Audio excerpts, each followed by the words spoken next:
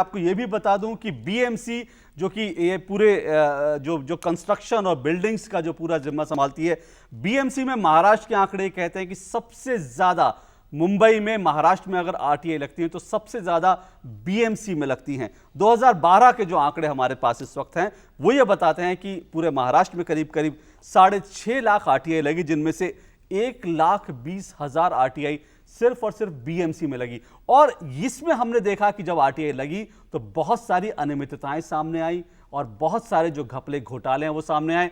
पर हमने ये भी देखा कि बहुत सारी फाइलें की फाइलें पूरी की पूरी गायब हो जाती हैं और सच सामने नहीं आ पाता। शेनॉय जी, आप ये मानते हैं कि जो आरटीआई लग रही हैं बीएमसी में और जिस तरह से आरटीआई एक्टिविस्ट एक बड़ा काम कर रहे हैं, वो लगातार चेतावनियां सामने आ रही हैं, पर चेतावनियां सामने आने के बाद भी उसके लिए आखिर क्यों पूरी तरह से काम नहीं हो पा रहा? आपने कुछ मुद्दे बताए, लेकिन मैं आपको एक मुद्दा यहां पर यह भी सामने, क्योंकि ये रिसर्च हमने की तो सामने आया कि जो वार्ड ऑफिसर है बीएमसी का, उसका बहुत बड़ा रोल रहता है, लेकिन जो नियम है बीएमसी के उसके तहत वार्ड ऑफिसर को आप मुंबई से बाहर ट्रांसफर नहीं कर सकते। तो इसलिए बड़े अफसर कहते हैं कि हम उनके खिलाफ कार्रवाई नहीं कर पाते और इसलिए जो है वो हमारे काबू में नहीं रहते। क्या ऐसा भी है क्या? 20 सितंबर को मेरी शो कॉज नोटिस थी, वहां हमारे स्टेट इंफॉर्मेशन कमिश्नर ने 1 बजे की हियरिंग 12:30 बजे ली और मेरे एब्सेंस में उनको एक्विट कर दिया कि उन्होंने उनमें कोई मैलाफाइड इंटेंशन नहीं है जी। अब हमें यह बताइए कि जहां पीआईओ हमको इंफॉर्मेशन नहीं देती है, फर्स्ट एपिलेट अथॉरिटी झूठा सबमिशन करती है कि हमको इंफॉर्मेशन दिया गया है, स्टेट इंफॉर्मेशन कहते हैं कि जो फर्स्ट एपिलेट बोलता है वो सही है और कोई डॉक्यूमेंट्री एविडेंस रिकॉर्ड पे नहीं लाते हैं और न बताते हैं, और जो हियरिंग लेते हैं वो in the absence of the complainant लेते हैं। तो ऐसे तरीके से हमारे आरटीआई की क्या पोजीशन होगी, ये हमारे शर्मा साहब से हम बताना चाहते हैं कि इसके बारे में आप कुछ करें। तो हम आज जोड़ से आपसे विनती करते हैं कि कुछ अच्छा किया जाए। जी अमित शर्मा जी, एक आरटीआई एक्टिविस्ट का दुख दर्द है कि शेनॉय जी, मैं आपसे पूरी हमदर्दी रखता हूं। हमारे सेंट्रल इंफॉर्मेशन कमीशन में अगर किसी को शो कॉज नोटिस दिया जाता है तो जो अपेलेंट है उसको भी नोटिस दिया जाता है और उसकी भी सुनवाई की जाती है।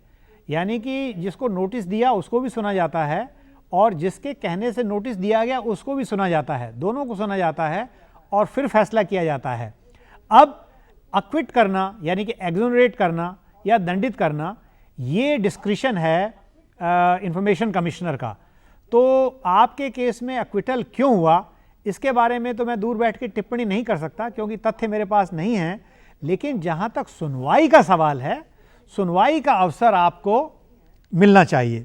लेकिन उस सब के बावजूद भी हमारे सेंट्रल इंफॉर्मेशन कमीशन में जो कॉम्प्लेनेंट है, एपेलेंट है, उसको हम नोटिस देते हैं और उसको हम बुलाते हैं जी। तो अगर जो वो अपनी नोट शीट में आपके महाराष्ट्र कमीशन में लिखते हैं तो कानूनी दृष्टि से उसमें कोई कमजोरी नहीं है क्योंकि हाई कोर्ट्स के बहुत ऑर्डर हैं जी जी। तो ये अब कानून ऐसी चीज है, हम तो बनाते नहीं है, हाई कोर्ट सुप्रीम कोर्ट बनाता है। हालांकि लगता अटपटा है कि भाई जिसने शिकायत किया, जिसने अपील किया, उसको आप नहीं सुन रहे हैं, लेकिन हाई कोर्ट के ऐसे बहुत ऑर्डर हैं। ये शेनॉय जी को मैं बताना चाहता हूं। और ऐसा दिल्ली में नहीं, सिर्फ मुंबई में नहीं है कि सिर्फ मुंबई में ऐसा हो रहा, महाराष्ट्र में ऐसा हो रहा हो कि अवैध निर्माण हो रहे हैं और बेधड़क जो है बिल्डर माफिया जो नेक्सस है वो ताकतवर होता जा रहा है। और इस चर्चा को आगे बढ़ाएंगे, लेकिन उससे पहले दिल्ली की थोड़ा सा बात कर ले, क्योंकि देश की राजधानी दिल्ली में भी अवैध निर्माण लगातार होते रहे।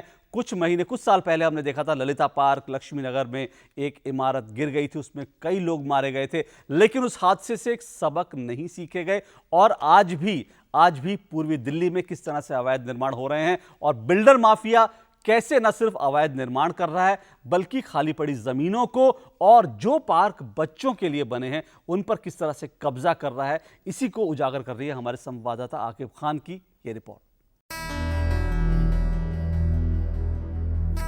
दिसंबर 2010 दिल्ली के ललिता पार्क में बहुमंजिला इमारत रेत की तरह ढह गई। इस हादसे में 73 लोगों की मौत हो गई।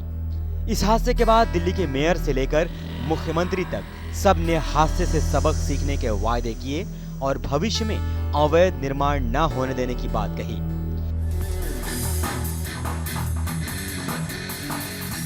लेकिन आरटीआई से यह बात सामने आई है कि ललिता पार्क हादसे के बाद बीते 2 सालों में सिर्फ पूर्वी दिल्ली में 10,000 अवैध निर्माण और अतिक्रमण के मामले सामने आए हैं। आरटीआई से हुआ यह खुलासा जब दिल्ली हाई कोर्ट पहुंचा तो कोर्ट ने आदेश दिया कि 3 महीने के अंदर जितने अवैध निर्माण हुए हैं उनके खिलाफ कार्रवाई हो। पर बड़ा सवाल यह है कि क्या कार्रवाई होगी। हमारी 885 आरटीआई लग चुकी है, जिसका जवाब यही आता है कि अवैध हम अगले डिपार्टमेंट में जाओ, उस डिपार्टमेंट में जाओ, डीडी के पास जाओ, फिर एसडीएम के पास जाओ, टाला मटोल कर देते हैं। हमारी आरटीआई का जवाब वही आता है कि हाँ ये अवैध निर्माण हो रहे हैं लेकिन रोका नहीं जाता, क्योंकि उनकी जेब पैसे चढ़ जाते हैं जेब में, बस इसके अलावा कुछ नहीं। पार्कों पे कब्जा हो चुका है और अभी बिल्डिंग बन चुकी है, उसमें कोई रोकथाम नहीं लगी गई, लेकिन यहाँ पर रामलीला के लिए रोकथाम लगा दी गई है। पूर्वी दिल्ली के ईस्ट विनोद नगर इलाके में अवैध निर्माण अब भी जारी है। ये भीड़ अपने पार्क पर हो रहे अवैध निर्माण को लेकर परेशान है। इनका आरोप है कि कुछ बिल्डर माफिया डीडीए और एमसीडी के साथ मिलकर इल्लीगल कंस्ट्रक्शन कर रहे हैं। हमारे बच्चे कहाँ खेलने जाएंगे, और हमारे जब शादियाँ होगी, समुदाय भवन यहाँ पर विनोद नगर में कोई नहीं है। पूरा जीवन यहीं गुजरा है, यहीं से पढ़े बढ़े हुए। आज तक जिस लैंड के ऊपर ये कहते हैं कि भाई हमारा कब्जा है, हमने यहाँ बिल्डिंग बना रखी है, यहाँ पर किसी भी नाम से सिर्फ एक काम इन लोगों ने किया है कि जो आज ये पार्किंग दिख रही है ना आपको, ये पार्किंग के इनके वही भूमाफिया लोग हैं जो इस पार्किंग पे कब्जा किए हुए हैं, और इसका हमें ये नुकसान हो रहा है कि कोई भी गरीब आदमी यहाँ पर अपने बच्चों की शादी नहीं कर पाता। ये एक ऐसी तस्वीर है जिसमें हम पूरी दिल्ली की परेशानी कमोबेश दर्शा सकते हैं। एमसीडी, डीडीए और स्थानीय पुलिस के साथ मिलकर बिल्डर माफिया सरेआम कानून के साथ खिलवाड़ कर रहे हैं। हमने पेश होकर वहाँ पे ये जवाब मांगा हमारे एडवोकेट ने, तो जो भूमाफिया जो ये कह रहे हैं कि हमारी लैंड है, उन्होंने साफ मना कर दिया कि जी हमने तो एक ईंट भी नहीं लगाई है, ना हमारी लैंड है। और डीडीए के काउंसिल वहाँ पर मौजूद थे, एमसीडी के काउंसिल वहाँ पर मौजूद थे। डीडीए काउंसिल ने वहीं खड़े होकर ये कहा है कि ये दिस इज लैंड, ये लैंड हमारी एक्वायर्ड लैंड है। और डीडीए को, एमसीडी को डायरेक्शन दी गई कि आप जो अकॉर्डिंग टू लॉ एक्शन होता है वो आप एक्शन करें। वो ऑर्डर हमने 1 तारीख को, अच्छा हमें स्टेटस को का ऑर्डर 1 तारीख को मिल गया था, उस ऑर्डर को भी हम लेके जा रहे हैं कि डीडीए ने कह दिया कि मेरी लैंड है और सर इस पे हमें इजाज़त दी जाए। पूरे दिल्ली में कमोबेश यही हाल है। हर बिल्डर माफिया कमोबेश डीडीए से मिलकर डीडीए की लैंड पर कब्जा कर रहा है। और मेरे पास जो इस वक्त ये नक्शा है जिसमें साफ तौर पर इस पूरे पार्क को दिखाया गया है कि ये एरिया पार्क के लिए है, बच्चों के खेलने के लिए है, लेकिन फिलहाल अभी ना तो इसमें पुलिस कोई कार्रवाई कर रही है और ना ही प्रशासन। अब देखने वाली बात ये दिलचस्प होगी कि आने वाले दिनों में क्या कुछ कार्रवाई हो सकती है, लोगों को क्या उनके हक की लड़ाई में कुछ कामयाबी हासिल हो सकती है। नई दिल्ली से मोहम्मद आकिब खान, डीडी न्यूज़। तो ये देखा दिल्ली की रिपोर्ट थी। एमएल शर्मा जी, दिल्ली में भी सिविक अथॉरिटीज जो हैं उनकी हम देख रहे हैं कि उनकी लापरवाही के कारण जो इस तरह के हादसे हो सकते हैं। जो डीडीए है या म्यूनिसिपल कॉर्पोरेशन, अब तो 3 बन गए हैं, इनमें एनफोर्समेंट विंग्स बहुत कमज़ोर हैं। एक तो लेवल ऑफ ऑफिसर्स बहुत लो है, दूसरा नंबर ऑफ ऑफिसर्स भी कम है, तो इसलिए, और इतना बड़ा शहर है उसको देखभाल नहीं कर सकते हैं। दूसरा मुझे कहते हुए अफसोस होता है कि एनफोर्समेंट विंग में बेईमानी बहुत है जी। मतलब assistant engineer, junior engineer illegal construction को देखते हैं और जाके पार्टी से साँठगांठ करके पैसा ले आते हैं और वो कार्रवाई नहीं करते हैं। तो बेसिक इशू बेईमानी का है, ईमानदारी की कमी का है एनफोर्समेंट विंग में, और इसलिए ये प्रॉब्लम ज़्यादा है। भ्रष्टाचार से लड़ना आज देश की जरूरत है और हम देख रहे हैं कि धीरे धीरे बदलाव आ रहा है। और आज ऐसा पहली बार हो रहा है, हिंदुस्तान के इतिहास में पहली बार ऐसा हो रहा है कि 3 पूर्व मुख्यमंत्री इस वक्त भ्रष्टाचार के आरोपों में, भ्रष्टाचार के आरोप सिद्ध होने के बाद जेलों में हैं। उम्मीद करते हैं बदलाव आएगा, तस्वीर बदलेगी। भ्रष्टाचार के खिलाफ आरटीआई भी लड़ रहा है, आरटीआई से भी लड़ाई चल रही है और वैसे भी देश में लड़ाई चल रही है, और ये लड़ाई अपने किसी मुकाम पर पहुंचेगी और इसमें आरटीआई एक बड़ा हथियार बनेगा। बहरहाल आज फिर सिर्फ इतना ही हमने जिन मुद्दों पर बात की, लेकिन जो महाराष्ट्र और देश भर में जो अवैध निर्माण हो रहा है उसके अलावा देश भर में आरटीआई को जो कुछ लेकर हुआ वो सब समेट के ला रहे हैं हमारे संवाददाता आरटीआई इस हफ्ते में। खबर मुंबई से है। मुंबई के जेल पीआईओ पर हुई है कार्रवाई। महाराष्ट्र राज्य सूचना आयोग ने जेल के पीआईओ पर आरटीआई के तहत सूचना न देने पर कार्रवाई करने का निर्देश दिया है। सन 2006 में मुंबई में ट्रेन विस्फोट में एक आरोपी है जिसने जेल मैनुअल और पुलिस मैनुअल का जवाब मांगा था। कुछ सूचनाएं मांगी थी लेकिन पीआईओ ने जवाब नहीं दिया।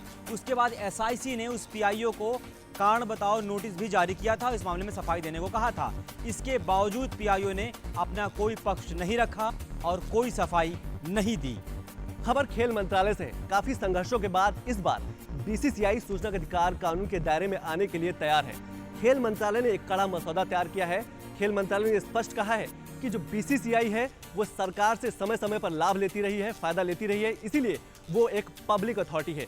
खेल मंत्री जितेंद्र सिंह ने स्पष्ट कहा है कि जो क्रिकेट है इस देश का सबसे लोकप्रिय खेल है, इसीलिए उसे पारदर्शिता के दायरे में रहना चाहिए। वैसे बीसीसीआई इससे पहले अपने आप को आरटीआई के दायरे से बचाता रहा है और हमेशा ये कहता रहा है कि बीसीसीआई एक स्वायत्त संस्था है, वो सरकार से किसी भी तरीके का न फायदा लेती है न लाभ लेती है, इसीलिए वो पब्लिक अथॉरिटी नहीं है। पहले आरटीआई ऑनलाइन हुआ, अब उसमें एक नया अध्याय जुड़ गया है कि अब आपको ईमेल के द्वारा भी जवाब मिलेगा। जी हाँ, केंद्रीय मुख्य सूचना आयुक्त ने कहा है कि ये जो सेवा है ये अक्टूबर में ही शुरू कर दिया जाएगा, अक्टूबर 2013 से ही शुरू कर दिया जाएगा। इससे सबसे ज़्यादा फायदा ये होगा कि इसमें खर्च भी कम आएगा और दूसरी तरफ जो शिकायतें हैं वो जल्दी से जल्दी निपटारा होगा, उसकी वजह से शिकायतों में भी कमी आएगी। जैसा कि सबको मालूम है कि पेंडेंसी लगभग 1 साल हुआ करता था, लेकिन अब सीआईसी के जो मुख्य सूचना आयुक्त हैं उन्होंने कहा है कि 1 साल से घटकर अब 6 महीने रह गया है और सीआईसी में अभी 10,000 मामले जो हैं वो पेंडिंग पड़े हैं और उसे जल्द से जल्द निपटारा करने की कोशिश की जा रही है। खबर नागालैंड से है। नागालैंड में 5 से 12 अक्टूबर तक मनाया जा रहा है आरटीआई जागरूकता दिवस। इंफॉर्मेशन कमीशन ने वहां के यूथ को आरटीआई से जोड़ने के लिए इस तरह के कार्यक्रम का आयोजन किया है। विद्यालयों में जो आरटीआई के स्लोगन हैं उनकी प्रतियोगिता का आयोजन किया जा रहा है और साथ ही जो आरटीआई से जो डॉक्यूमेंट्रीज हैं उनकी स्क्रीनिंग की जा रही है। 12 अक्टूबर को इस आरटीआई कानून को पूरे 8 साल हो जाएंगे। कहीं ना कहीं ये भी देखा जा रहा है कि जो केंद्रीय सूचना आयोग है उसने आरटीआई कन्वेंशन 1 महीने पहले ही कर दिया। आज से 10 साल पहले लगभग एनडीए की सरकार हुआ करती थी, उसमें जो मंत्री थे अभी तक बंगलों को नहीं छोड़े हैं। यही नहीं, यूपीए सरकार में जो मंत्री रहे हैं वो मंत्री अभी नहीं हैं, वो भी अभी बंगलों में बने हुए, वो छोड़ नहीं रहे हैं। हालांकि सुप्रीम कोर्ट ने ये कहा था कि जितने अपात्र लोग हैं उनको हटाया जाएगा, लेकिन उन पर अभी तक कार्रवाई नहीं हुई है। इसमें अधिकारी भी शामिल हैं। लगभग 142 ऐसे बंगले हैं दिल्ली में जो बड़े बड़े जो उच्च पदों पर अधिकारी थे और पत्रकार भी शामिल हैं जो बंगलों को नहीं छोड़ रहे हैं और उस पर कोई कार्रवाई भी नहीं हो रहा है। खबर उत्तर प्रदेश से है। उत्तर प्रदेश राज्य सूचना आयोग ने पिछले दिनों लखनऊ नगर निगम के 2 अधिकारियों पर 25-25 हज़ार रुपए का जुर्माना लगाया।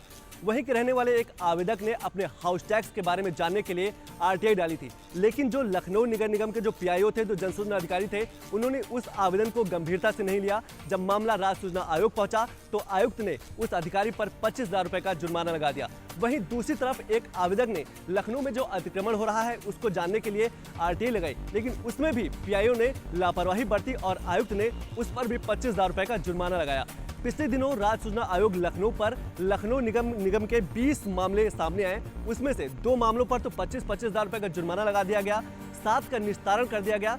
बाकी जो मामले थे उनको अगली तारीख दे दी गई। तो ये था आरटीआई इस हफ्ते और इसी के साथ जानने का हक में आज बस इतना ही। एमएल शर्मा जी आप यहाँ पे जुड़े, बहुत बहुत शुक्रिया। कमलाकर शिनोया जी आपका भी मुंबई से हमारे साथ जुड़ने के लिए बहुत बहुत शुक्रिया। और आपको हमारे कार्यक्रम कैसा लगा, कोई भी प्रतिक्रिया चाहे तो आप हमें भेज सकते हैं। आपके स्क्रीन पर, आपके टेलीविजन स्क्रीन पर हमारा ईमेल आईडी जो है वो आ रहा है, जानने का ईमेल आईडी, आप अपनी प्रतिक्रिया वहां हमें भेज सकते हैं। आप हमें खत भेजना चाहे तो हमें खत भेजिए। हमारा पता है जानने का, कमरा नंबर 226, दूरदर्शन भवन, टावर बी, मंडी हाउस, कॉपर निकस मार्ग, नई दिल्ली 1100001।